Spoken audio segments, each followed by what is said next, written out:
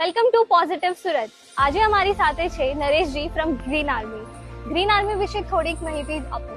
જી, હું તમને green army વિશે જણાવું કે ગ્રીન આર્મી ચેરિટેબલ ટ્રસ્ટ 365 દિવસ વૃક્ષારોપણ કરતી સંસ્થા છે. રોજે વહેલી સવારે વૃક્ષારોપણ કરીએ છીએ.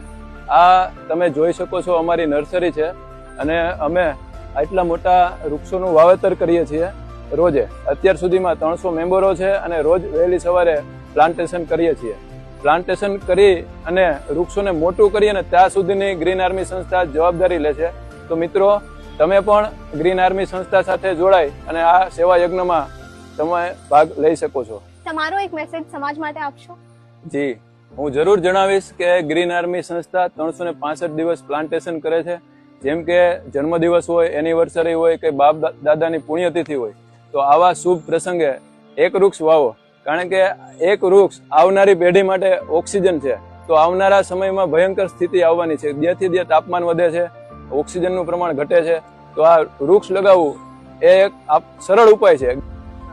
थैंक यू ग्रीन आर्मी, आप समाज के लिए, सूरत के लिए और नेचर के लिए इतना कुछ कर रहे हैं. Thank you.